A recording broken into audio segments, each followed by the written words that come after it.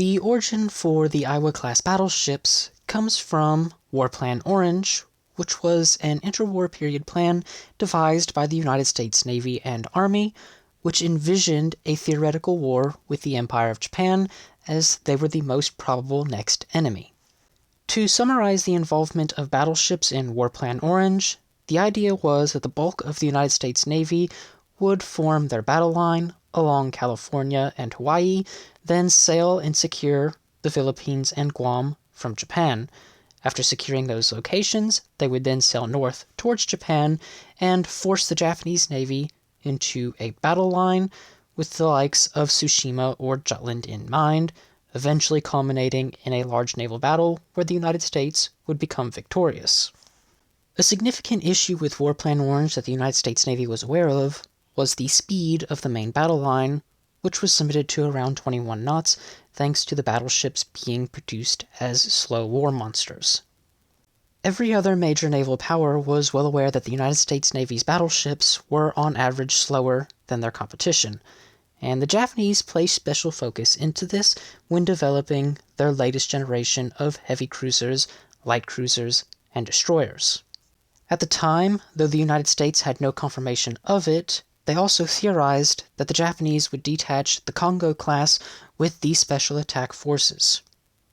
By 1936, Japan had failed to sign the London Naval Treaty, and by the end of 1937, rumors were circulating in the United States that Japan had laid down new battleships, which were to be expected around 45,000 tons standard load, armed with 16-inch 50 caliber guns.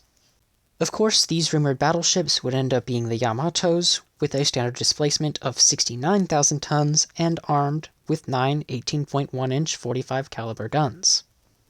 The Western powers were aware that Japan was most likely going to take the path that they did, and so, within the London Naval Treaty, there was an escalator clause which the United States, Britain, and France would sign in June of 1938, which raised the standard displacement of battleships from 35,000 tons to 45,000 tons, but the largest caliber gun they could mount was retained at 16 inches. The aforementioned issues of Japan's special attack cruiser forces and the now under construction battleships resulted in a project taking place that would be divided into two primary development paths. The first path would result in a heavily armed, armored, and slow battleship that would become the Montana design. The other path would result in a lighter, faster, yet still heavily armed battleship that would result in the Iowas. On the 17th of January 1938, the head of the design division asked for a study into a preliminary cruiser-killer design that had unlimited displacement, had dimensions that allowed it to pass through the Panama Canal, was armed with 12 16-inch 45 caliber guns, along with 25-inch guns for the secondary battery, with a maximum speed of 35 knots and a sailing endurance of 20,000 nautical miles at 15 knots. The armor protection scheme was only to protect vitals from 8-inch shell gunfire, since the primary opponent was to be Japan's heavy cruisers. These studies resulted in a 50,000-ton cruiser killer that was too large and too expensive, along with not being flexible enough to operate in various battle conditions. So, 3 more studies were called upon. All 3 would increase the armor to protect the ship from its own shell fire, that being 16-inch guns. The first study would reduce the number of guns to 9, but keep the speed of 35 knots. The other 2 studies would either have 9 or 12 guns, but reduce the speed to 32 knots. Out of these 3 projects, the second one would result in the smallest ship, armed with 9 16-inch guns and a top speed of 32.5 knots, but the displacement was increased to 53,000 tons, which was still considered too large and too expensive. That design was further improved upon in order to reduce its displacement, but the smallest they could get it down to was roughly 51,000 tons. By March of 1938, all 3 of those projects had effectively been killed off as being too large.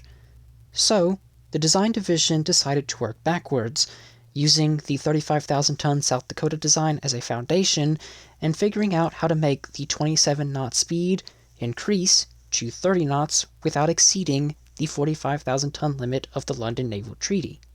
This line of inquiry would finally produce acceptable numbers.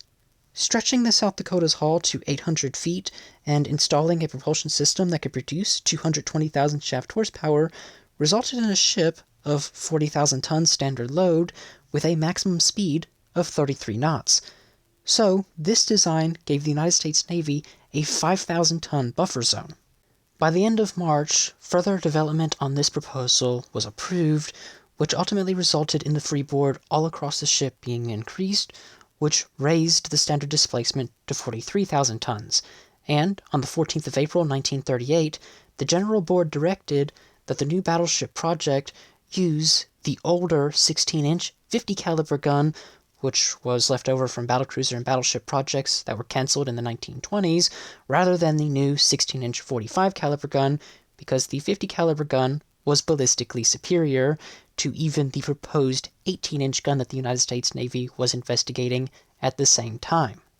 Due to the new gunnery characteristics that were supplied, along with keeping the armor protection and speed identical to the South Dakota, the ship's overall dimensions had to be heavily enlarged in order to keep a speed of 33 knots. This would result in a design that was 880 feet long, 108 feet wide, and had a 33-foot draft, with a new propulsion system capable of producing 230,000 shaft horsepower. This would increase the standard displacement to 45,000 tons, with a calculated full load displacement of 53,600 tons. The 45,000-ton figure was created by completely redesigning the bow in comparison to the South Dakota, sacrificing buoyancy in order to keep the vessel as narrow as possible. Unfortunately, this unusual bow shape would eventually result in the ships being wet. But what was seen as a plus regarding this decision was that the ship's buoyancy would be focused midships in the machinery and ammunition handling spaces where it was considered most important. On the 16th of April 1938, the new design was presented to the General Board, with the new 16-inch 50 caliber turret being designed. This turret weighed roughly 400 tons more than the 16-inch 45 caliber turret, and the barbette diameter was slightly larger at 39 feet 4 inches compared to 37 feet 3 inches. In total, going from the 1645 to the 1650 roughly added 2,000 tons to the ship's overall displacement. On the 2nd of June 1938, the United States, Britain, and France all signed the escalator clause of the London Naval Treaty, and that very day, this new battleship project was officially proposed to the General Board for construction consideration. 4 days later, on the 6th of June 1938, the design was approved for finalized development, and the working plans could finally be drawn up. The finalized characteristics of these ships are as follows. The standard displacement would be around 45,000 tons, with a full load displacement of 57,500 tons. It would have an overall length of 887 feet 3 inches, a beam of 108 feet 2 inches, and a maximum draft of 37 feet 9 inches. The ship would be equipped with 8 Babcock & Wilcox dual-furnace controlled superheated boilers, connecting to 4 General Electric geared turbines, producing 212,000 shaft horsepower, giving the ship a maximum speed of 33 knots. It had a fuel capacity of 8,800 tons, which gave it a maximum range of 2,150 nautical miles at 15 knots. The ships would be armed with 9 16-inch 50 caliber Mark VII guns in 3 triple turrets, along with 20 5-inch 38 caliber Mark XII guns in 10 dual turrets. The anti-aircraft battery would be made up of 60 40mm Bofors and 60 20mm Oerlikons. The armor scheme for these ships is a little unusual in comparison to contemporary battleships, and I will give important figures. The main armor belt was made up of 2 primary plates. The outer shell made up 1.5 inches, while the main armor made up 12.1 inches, tapering down to 1.6 inches at its base. The main armor deck at its center was 4.75 inches, but at its edges it increased to 5.8 inches. The main battery gun turrets had 2 armor plates making up the face plates, which was a 2.5-inch plate backed by a 17-inch plate. The side armor was 9.5 inches, the rear armor was 12 inches, and the roof armor was 7.25 inches.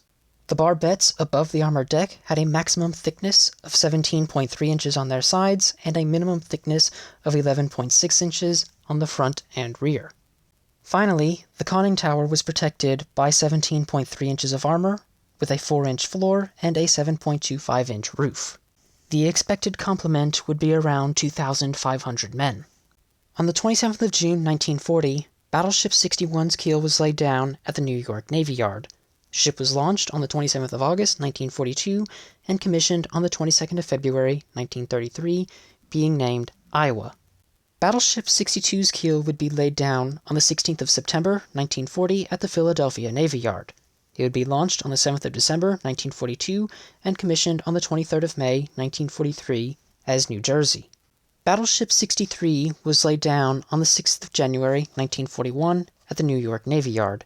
It was launched on the 29th of January 1944 and commissioned on the 11th of June 1944, being named Missouri.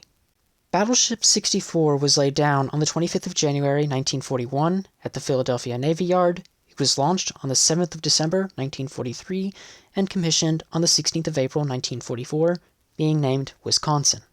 Battleship 65 was laid down on the 15th of January 1945 at the Philadelphia Navy Yard, and work progressed slowly until the 11th of August 1945, when it was officially cancelled, being roughly 20% complete, and it was broken up on the ways.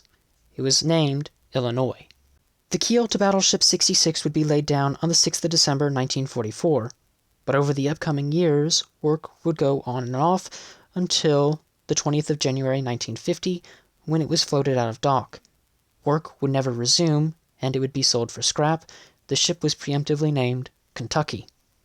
The Iowa-class battleships would go on to be the final battleships the United States Navy would ever construct. Though the design for the Montanas was completed, those ships would never begin construction. The Iowas were most certainly unusual battleship designs from their period. Unlike the Yamatos, King George V, Vittorio Veneto's, Richelieu's, or Bismarck's, the United States was able to create a battleship that did not sacrifice any quality, but rather had a nice balance of armor, speed, and armament. Even though the United States Navy, even after constructing the Iowas, was still not devoted to the high-speed battleship concept, the high speed of this class was a primary factor in keeping them in service decades after World War II, even after all of their surviving competitors were sold for scrap. While these ships would never see service in the role they were designed for, they are most certainly amongst some of the best designed battleships from their period. With that having been said, there's nothing more I wish to add on to this topic for today. So, if you have learned something new in this video, why not leave a like and a comment down below, and have a wonderful day.